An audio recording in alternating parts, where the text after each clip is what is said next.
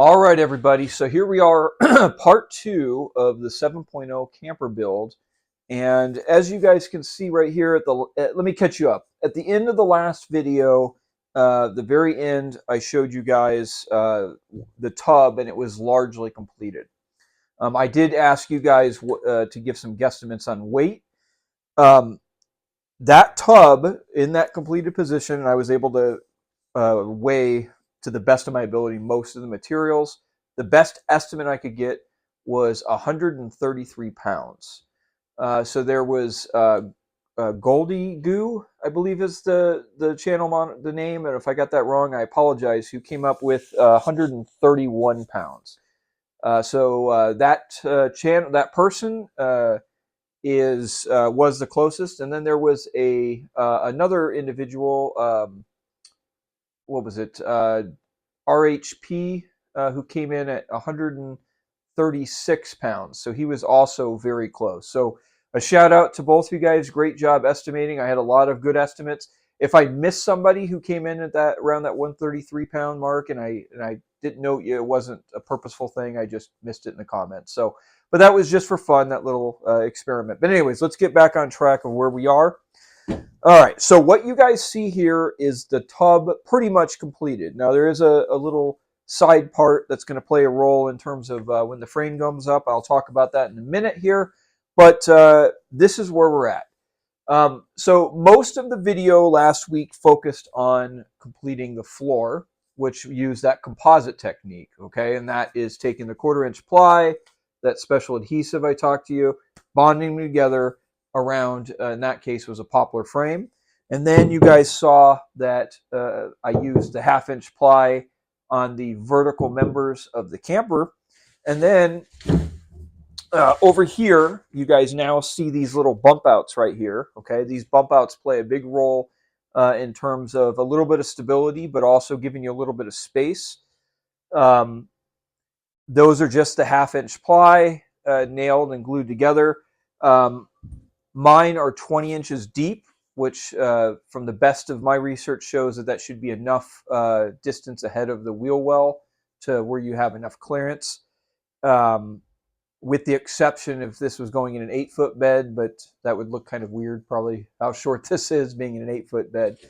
But anyways, so the wings, this is what I call them. Okay, you can call them whatever you want, but the part that extends over the bed rail of the pickup truck. Okay, so keep in mind this part's going to slide into the bed. These parts right here, which I call the wings, are going to extend over the bed. Okay. These are constructed of that same composite technique that I used to make the floor, with the exception of I added 1/4-inch plywood on both sides. And the rationale for that is, the bottom half is going to be exposed to the elements and be visually observable of the wing, because it's going to extend over the bed rails of the pickup truck. And the top half, I have to have a flat surface because I'm going to be mounting, there's going to be cushions and all kinds of other stuff in here. But additionally, I wanted a little bit of extra rigidity in the wings because the frame will be constructed off of those. Okay, so wings constructed composite technique, 1/4-inch ply on each side, a 1-inch strip of wood. I used a combination of poplar on the edge surfaces where I would be expecting some screws, where I would want it to take in some screws. And then I ripped down cedar into 1-inch planks. I glued them together, so then they had a total width of just over an inch, because the cedar planks unplaned or 5/8 thick. That makes sense. And I also used those as reinforcing wood members within that composite structure. You guys are probably seeing, as when I edit this later, I'm going to add in some imagery of what the tub looked, or what the wings look like prior to me putting down these top layers of 1/4-inch ply, and you guys will see the pink insulation in there and that general frame structure. Okay, now right here, okay, this is pieces of cedar. This is 1.5 inches thick. I glued 2 together, so this is, like I said, just over an inch thick, 1.5 inches tall. Okay, and I attached these around the perimeter of the vertical walls for the tub. Okay, and what that gave me is a bigger. It gave me a little bit of extra rigidity in here, but it also gave me a little bit of extra surface area to attach the wings to. Okay. Also, if you guys look at this void right here, okay, see, because these extend out, later on in the build, there will be a piece of insulation which will attach into here and function. It'll have a cosmetic purpose, but it will also be insulated. All right, a couple other things. You guys are probably seeing a definite shape taking effect here in terms of what this camper might look like. Now, I talked about dimensions last week a little bit. Interesting thing is the total width or length is 77 inches, but the total width of this will turn out to be 82 inches. So it'll actually be slightly wider by 5 inches than it is long. All right. Now, there's no particular purpose for that other than the fact that it's going to give me a little bit more room in here. Now, I'm not going to get into what the interior layout's going to be in great detail. That will come in later videos. But you guys can see that the general shape here is creating a different hybrid space than what I've typically done in most of my campers. Typically, in most of my campers, it's just one long hallway. Here, it's opened up a little bit more east to west, but obviously quite a bit narrower north to south, or the length. This surface right here that I crossed over with, this is made of the same composite material. You guys can see how strong this is. Completely unsupported, by the way. This will be a east-west sleeping area here, so that's why this extends into the living area. Okay. Obviously, if you were making your own camper and you didn't care about a seating or sleeping area down in the main cab, you could omit this and you could open up quite a bit of space in here. I'll go into my theory about how the layout of this cabin will be later, but I chose to leave it. One benefit of this, though, is this provides a lot of strength for the tub. I don't think it's necessary. I think there's other ways to get around it if you wanted to modify the interior layout. But including this creates a lot of particularly lateral strength side to side of the tub itself. Okay, let's move in here and let me show you what I'm doing on this strip here. All right. So I think I started this in 4.0 or maybe 3.0. Maybe it was 3.0. But so again, keep in mind that this part is the wing. Okay, so this is going to extend over the bed rails. Okay, and you can see right here, this piece comes up at an angle, and that angle is 22.5 degrees. Now, I'll admit that angle is relatively arbitrary. I think I've done 30-degree angles in the past. 45 might be a little bit extreme, but you could do that. But I thought 22 degrees was a nice balance. Okay. So how I made this is when I framed out the wings on both sides, I essentially left this as a square. Okay. I included extra battens in here because I knew later I would attach this and be driving screws in there. So I wanted a good glue and screw surface. Okay. And once it was completed, I carefully scribed a line across, okay? And I just took an old circular saw and I carefully cut. I set the circular saw blade at 22.5 degrees and I carefully cut the edge of just a little sliver off of here, off of what was the wing. Because remember, like I said, this was square, okay? And then what I did is this piece right here is just 1/2 inch ply. This was, I cut it at about 4 inches. And then, of course, I had to rip it down at 22.5 on the front and back. So it is level with this, right? Because it's angled at 22.5. So you can't have a 90. If that makes any sense. Hope that does to you guys. And then I just glued and screwed this on there. Okay. Now you could use that same Great Stuff construction adhesive, but traditionally, if it's a joint that does not have to have movability, and it's wood to wood, I typically prefer using wood glue. I don't know if it's necessarily stronger or not. I just like using it in those applications. But me putting this little angle here, okay, the frame structure will come up here.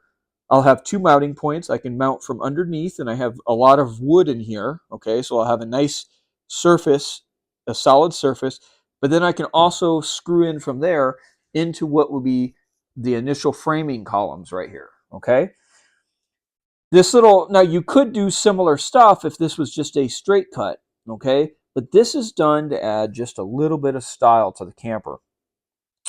I do receive quite a bit of praise. Typically, most of it's positive comments about how my campers look, and I credit a lot of that to two things. One of it is spending extra time on little details like this. Okay, um, structurally, I could get away with it. I could have left this square, put the frame structures up.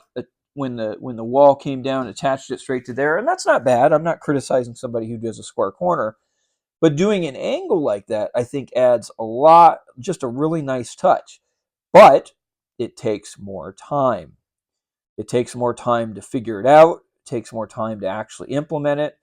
And I think that's where a lot of people don't do those things. And that's sometimes taking the extra time to put in little details like that, I think can really, really differentiate a good design and built camper from a great design and built camper. Now, I'm not trying to be um, a braggart in terms of that. That's not my point. My point is sometimes the most efficient way, like these are kind of art in some way. If you just want a very functional camper, just have a straight edge, and there's nothing wrong with that. But if you want it to have a little bit more style, maybe be a little bit more artistic, it's little details like that that help. Let me show you something else.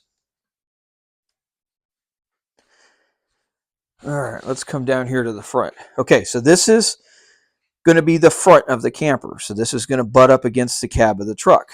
Okay. So what I did here, I'm going to rotate this so it's more. So we have the same angle, 22.5 degrees. But if we come up here from the top, this is going to be a leading edge. So what I actually did is I cut this at 45 degrees. And it was a very challenging cut because there was a lot of angle figuring here. And I'll tell you a little trick I had to do because I couldn't quite figure it out and I wasn't confident in how close I was. So I created this little jig right here. Or not a jig, but a little example while I was trying to figure this out in my head. So this would represent, it's not perfect scale, but it would represent this. If you look, that's cut at 45. And then, of course, this piece represents this little piece, right? So I can make this out of scrap. I can cut on it. And if I make a mistake, it's not going to hurt it when I come in here and implement it in the real thing, okay? But what I learned working on this one was before I installed this, I cut my 45 degrees, okay? I installed this and I just let it run long, okay? And then I took my trusty handsaw. I don't even know what kind it is, but it's got a thin kerf, or the blade is real thin. And so keep in mind, I left this part long, and then I just patiently and carefully took this and cut that piece off. And then I had to do just a little bit of sanding to flatten this out. Now, I probably didn't tell you guys why I did that, but some of you figured it out, I'm sure. Let's grab a piece of scrap here. Now, this is not cut, but bear with me, okay? So what this is going to do is this is going to allow me to have an angled leading edge on this camper, okay? Now, keep in mind the cab over is going to rest across here, so this is just going to be that initial part up to the bottom of the cab over, okay? And now, again, it's not trimmed, so it's a little hard to visualize, but I think you guys get the point. But what that does is it will give a little bit more style. It's one of those things, just, one more of those steps that I think, sets these campers apart just from just being, a square functional box, which nothing is wrong with that if that's the path that you choose to do. But it does take more work. Now, aerodynamically, I'll soften the edges of that. yeah, I don't know, maybe it might have an aerodynamic benefit, but at a minimum, it'll give some style to that leading edge of the camper, and I think it'll give a nice detail. But again, these kinds of little details take time, and they take a lot of figuring out, because sometimes the angles and stuff like that are not necessarily intuitive or immediately available. But what we turned out with, this thing, particularly using that composite structure, is incredibly rigid. This whole tub, like I said, is 133 pounds. I've never weighed my other tubs and my other campers, but oopsies. But just seeing the various techniques that I utilized to put this together, this has definitely got to be one of the lightest ones, and I think this is going to work out really well. So, but like I said, guys, hope this is helpful. I will be moving on to the framing next. And so now I am starting the framing, okay? So you guys see a couple things going on. I'm going to tackle each one of those first things. So we've got the vertical columns, we've got the beam structure, and then we've got these things up front. Let me show you what's going on. Okay, so these big these big chunks of wood here are pretty darn ugly, but they do serve a purpose. So as I was talking about, this front leading edge, so this is the front of the camper that would be closest toward the cab of the pickup truck, is going to have this angled surface here. Most of its style, you know, perhaps I will try to round the edges a little bit once I'm doing the finish work. Maybe it will have some sort of aerodynamic benefit, but this will all be covered in when I skin the outside of the camper on the 1/4-inch ply. But this is basically a big hunk of cedar that I laminated individual pieces together. Now, I use the word laminate. What that basically just means is I'm gluing together individual pieces, okay? And I form this shape. So, and that shape meshes up, attaches there, attaches here, and then forms the that angled surface. And of course, be some sanding. It'll be skinned on the outside. Now, some of you might be asking, usually I'd put a complete vertical column here. Why am I not? You guys will have to wait till, I believe, next week. You guys, that will come to reality in terms of why this one's stubby right here. Let's move over to the vertical columns here. Okay. Again, I cut this is cedar. I know I've seen some people use 2x2s and stuff like that, and that's all fine. I like cedar. It's lightweight, and when you glue them all together or laminate them together, they're very strong. So you can see these individual strips. I cut them at 2 1/4 inches. I took 3 of them and glued them all together. And of course, this is measured very precisely to what will be the overall height of my camper, which will be 78 inches. And so this, for example, is one spot where the vertical column will be mounted. And if you look down here, let me show you a couple things that we got going on. So that is how it's going to sit. So I will drive a screw from underneath into the center, and then this will have, I'm sorry guys, I'm using one hand here, but the angled portion will be a glue joint, and I'll drive a screw into there. Keep in mind that the attachment method to the tub here is not where the full strength of this will come into place. Like many things on this camper, the full strength will come when you combine all the individual pieces. But that angle right there is 22.5 degrees, which I talked about last week in terms, or was it this video? I'm sorry, I don't remember. But I talked about that 22.5 degree angle, which is that angled side that's popping up there. All right, so what do we got going on up here? So we have some angles here, and we got a long piece sticking out the top. Well, why is that? Let me throw this on a tripod here, and I'm gonna okay, guys. So let me show you why this has this angle and this odd shape here. Okay. These right here are the beam structures. Okay. This is made out of 1/2-inch plywood. Okay. And as you guys can imagine, I don't know what you call this, but at the very top, kind of like 5.0, you will see an angled or an angled side. Okay, that's essentially a 45-degree angle. Well, it is a 45-degree angle. And so you can kind of imagine the beam will be elevated like that. So how this works here is this beam is 3 inches thick, which is going to be the thickness of the roof. Now, I know a lot of you guys are going to say a 3-inch thick piece of 1/2-inch ply is not enough to support the weight structure of the roof. Probably true. However, keep in mind in later stages of the framing construction, these things will be reinforced. Okay. And then what I did is these are 3-inch pieces of 1/2-inch ply, and they are attached glue and screw at this angle right here. Okay. Now, to figure out the angle, like I said, is 45 degrees, so that's easy. Okay. But to figure out how long you want it, that was quite a bit of work. I don't really know how to describe it other than it's a matter of trial and error. So what I did is I just cut the pieces. I figured out how long I wanted this angled surface to be, which will be just under a foot long on the top.